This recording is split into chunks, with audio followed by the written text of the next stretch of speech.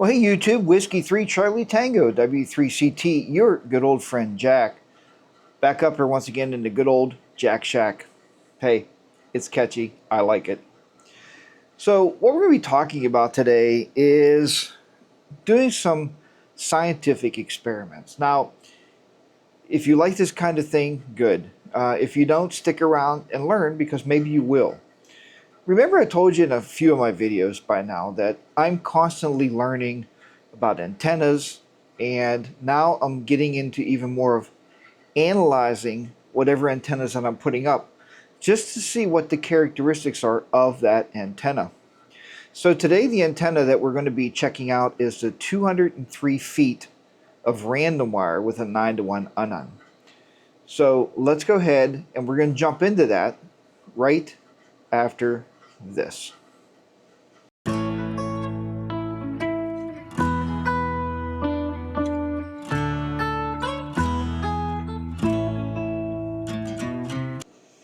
Okay guys, so where we're going to start off at first of all is we're going to do some analyzing with my nano VNA. But this time, instead of being in the field, remember we looked at the small screen. If you've seen that video, if not, go back and watch that where I analyzed a 58-foot random wire antenna with a 9-to-1 just to see what the dips would be on it, if any. But today I'm here sitting in the shack, so I'm going to use the computer and do a computer capture. I'm also going to be recording audio back on to my my Action 4, my DJI Action 4 camera, because I want the audio to be as consistent as possible. The audio from the screen capture, if you watched a couple of my videos and seen it, it never is on par with the audio that this camera will capture. So I'm going to try to sync it up, hopefully I can do that, and walk you through this. And we'll go ahead and get started once I move over to the screen, and we'll start talking about the parts that we're looking at and what my thought process is. And I'm going to show you the way that I'm experimenting and being able to maintain readings so I can kind of compare readings to what I'm trying to do. All right, so let's go ahead and we're going to jump over to the computer. Okay guys, so what we're going to do here first of all is we're going to look at the computer screen. So let's go to the computer screen. And what we're looking at here is my 203 feet of random wire. I hooked it to my nano VNA because I wanted to try to figure out exactly if there's any dips. Is there any place on that wire where it's resonant? Okay, and that's what I'm trying to figure out. Quite shockingly, to me, a random wire can be resonant, okay, because everybody says it can't be. I don't understand that, but anyway, let's go ahead and take a look at this. So what I did was, first of all, I did a sweep from 80 meters down to 30 megahertz. So 3.5 megahertz to 30 megahertz is what I did a sweep from. And I went through here with my band chart, right? Everybody should have this handy dandy band chart. I know some of you actually have this memorized, but anyway. So, and I went through the different bands. And as I was going through these different bands, what I started doing was I was looking for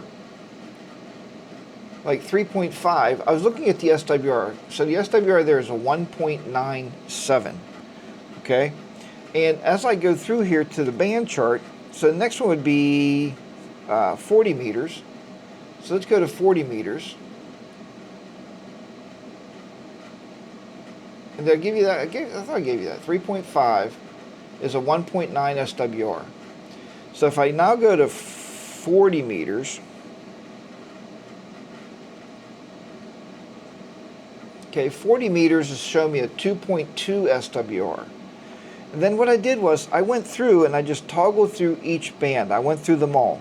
So I went from 80 meters all the way down through, or up into 10 meters. All right, so I went from 3.5 megahertz all the way to 28 megahertz. And then what I wanted to do was, well, I'm going to show you the chart here that I created because I'm not going to walk you through all that. The video would be too long. I kind of pre-made some of these charts. So here's my chart.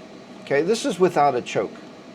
So if you're looking here, 80 meters was 2.0 with a negative 9.5 loss. Now, in everything I've read, and again, I'm learning, you guys will comment below, oh no, my God, Jack, it can't be a negative number. If it shows a negative number, it's half of that as a positive loss, is what I've read. So you're looking at like half of that would be what, like 4.2 dB loss, kind of around there. That's roughly how I figured it out, and I hope that's right. The main thing, not so much of the losses, I just put those in to kind of compare those. But let's go back here to 40 meters is showing me 2.27. 30 meters is showing 1.5. This is without a tuner. Okay, there's no tuner running on this. It's just straight into the nano VNA. 20 meters is 1.2. 17 meters is 1. 15 meters is 1.1. 12 meters is 1.0. And 10 meters is a 1.3. The loss is kind of all over the place. So if you start out at the lowest point of our loss was at 40 meters, was a negative 8.1 loss. The highest loss factor was on 12 meters, and that was a negative 30.7. So even if you took half of that, it would be showing as a positive 15 dB loss, which is extremely high, I would think. So what I decided to do then was, well, what would happen then if, in fact, I would choke it? So I went down to the car, and I got my, trying to see the screen here of the camera to make sure I got the camera going. I got my choke that I built, okay, my RF choke, and I choked the line, and then I hooked it back into the nano VNA just as a test. Remember, it's an experiment, right? I'm trying to learn, trying to see what's going on here. So what I did this time was, I went down here and I said with a choke, and I started comparing the two. So the SWR looks like it actually increased across the board. I would say there's an increase. If you look at these top numbers, look at these bottom numbers, and I know I should have did this in Excel and made you a graph, but we're going to go with this. So the top numbers, the SWR is better without the choke, and the bottom numbers, the SWR is a little higher. It appears, I mean, it looks like 30 meters stayed the same, right? Even the dB loss stayed the same on 30. But what happened was, it looks like overall, most of these, the dB loss was less because it was choked. So, is that because the reflective signal's not coming back into the nano VNA because I choked it? I don't know. It does show me that the choke is working. It makes sense that it's working. But it did raise the SWR a little bit, which is not a big concern because with the random wire, you're going to tune it anyway. You're going to use a tuner. But it's usable by itself, either with a choke or without a choke, across all the bands. So can a random wire be resonant? I guess so. I guess I could run it without a tuner and everything would work fine. If you tune it, would it be better? Yeah, sure. But it's pretty neat to see that, and you know, remember before in one of my videos I said, when people say you can't do that, do it anyway. Take the time and go out and do it anyhow, just to see what you find. Maybe your findings will be different. Could be how high I have that antenna hung. I don't know. Could be the feed point is, you know, feed point's not far off the ground, but the rest of the wire is extremely high. So who knows what that would show. So that's what I did so far. My next test is going to be, I'm going to go out and cut a counterpoise. Now, where's my phone? Because we're going to check this out. So let me start my screen recording here, because you guys know how I like to do this. Start a screen recording. Okay, screen's recording. What we're going to do now is we're going to look at my antenna tool. So to cut a counterpoise for a random wire antenna, the rule is it should be cut at 1/4 wave for your lowest frequency that you plan on transmitting on. So 1/4 wave for the lowest frequency I want to transmit on. I want to transmit on, the lowest would be 80 meters. That's why I hung the wire in the first place. So I'm going to go here, and I'm going to set this for 3.5. We'll go 0, 0. And we're going to change it to a vertical because I can see the lengths of the wire. So if you look here, I'm going to need 66.86 or 60, almost 67 feet, or 20.38 meters. That's a pretty substantial size of wire because I'm trying to get to the 80 meter band. Obviously, if I was going, let's say if I was going to 40, so let's do 7.100, you guys know I like to run it at that. Then you're looking at, 10.05 meters of wire. But I do need to be 3.5.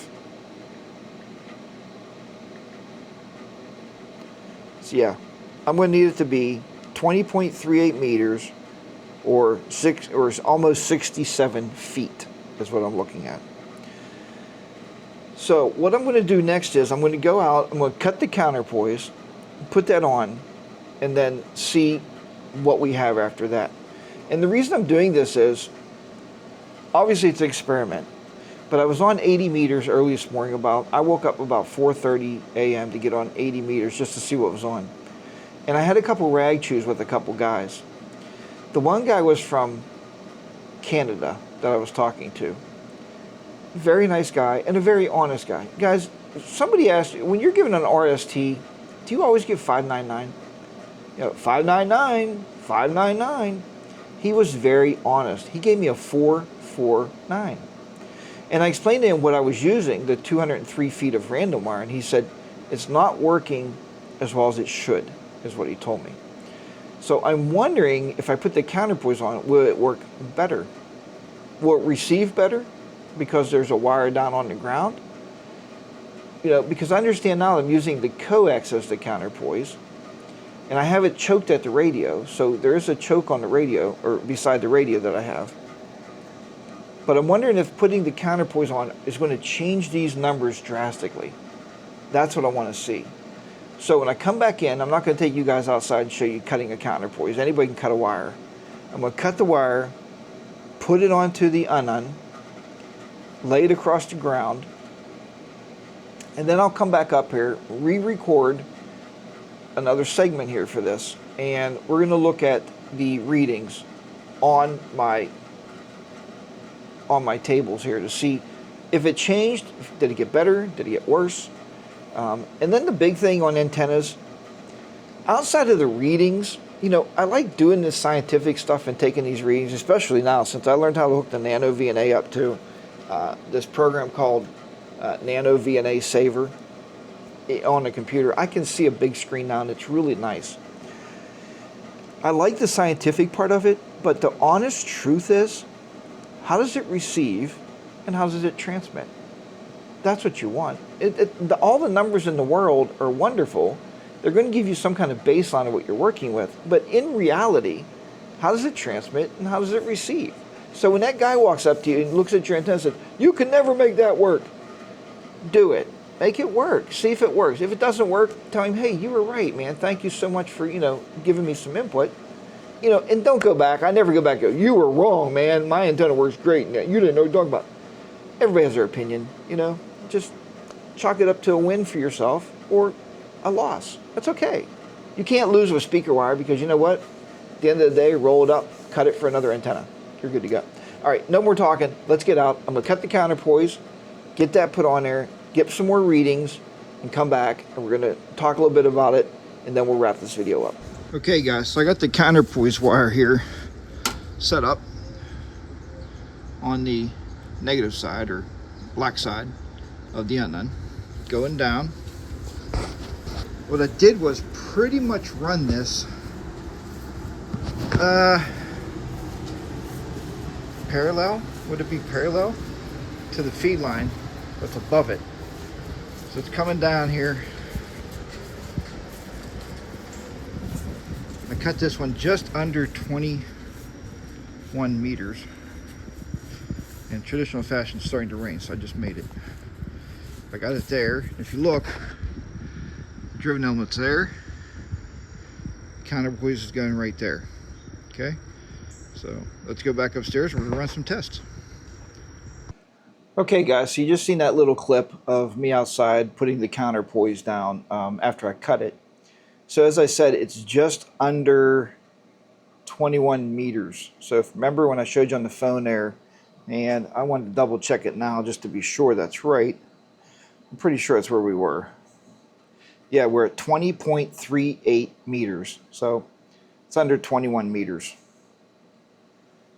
for the counterpoise. So what we're going to do now is go back to the computer here, and I'm just going to go ahead and hit sweep. Nothing changed. The nano DNA is still hooked up to the antenna without a choke. Okay, just straight out with the counterpoise now. And then we'll put our readings down, and I'll show you those readings. I'm not going to do it again with the choke because that scientific part of it's pretty much over to see like what the difference is with the choke or without a choke. So let's go ahead and re-sweep this now, okay? Here we go.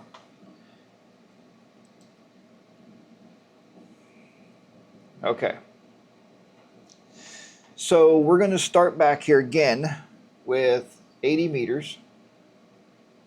Oops, I don't want to do that there. Where's it? Oh, here it is. Nope. Let me click here. Get this to move. There we go. Go back to 3.5. Okay. So now with a counterpoise, okay, we're going to start putting our readings in. I got a 1.96. 96. Okay, with a loss of negative 9.7. Okay, let's go to 40 meters. So we'll go to 40 meters. Okay, I got a 2.46. 2.46 with a net loss of negative 7.4. 7.4. Okay, let's go to 30 meters. So we'll go to 30 meters, 10 megahertz. Okay, 1.73 on the SWR with a net loss of negative 11.4. Okay, 20 meters. So 14 megahertz. 1.38. 38 with a loss of negative 15.8. You can do the conversion on those guys, you know. All right, I need my handy dandy light here for this next one because the next one is 17 meters. So 17 meters is 18 megahertz. Let's go over here, back to my graph. 18 megahertz.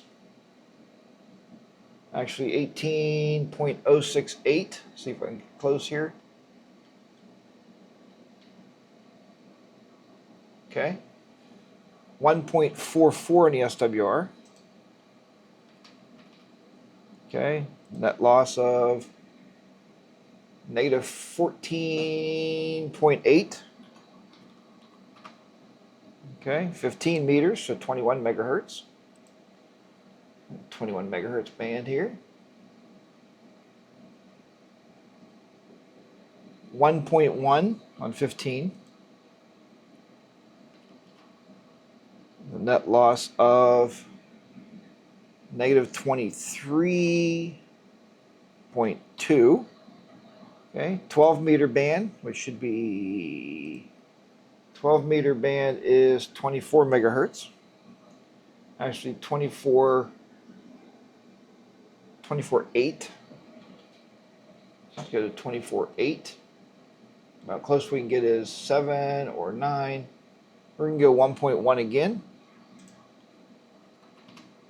And we're going to go here with the loss of negative 21.3. Okay, again, without a choke. Now we'll go to the 10 meter band, 28 megahertz. Okay, 1.2, and negative 18.6 on that band. All right, let's go ahead and look at the comparisons here real quick. The video don't get too long.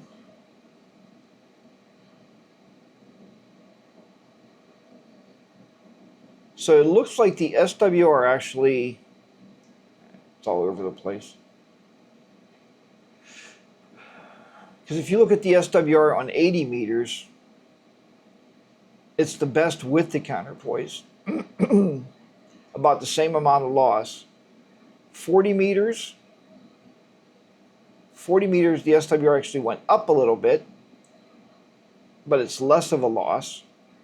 30 meters, 1.5, 1.5, 1.7, so it went up a little bit, and 30 meters is a little less of a loss, so that helps, okay?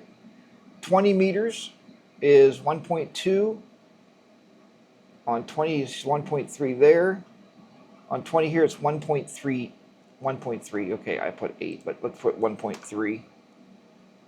I think I only went one number over, and these ones I went more than one, but that's all right. Science.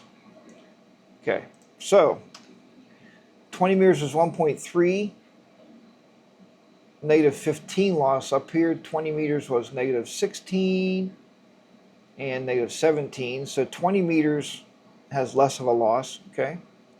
17 meters, looks like the SWR actually went up on 17 meters a little bit. And the loss factor seems to go down a little bit, so that's good. 15 meters, 1.1, 1.4, 1 to 1 down here. 20, but a higher loss.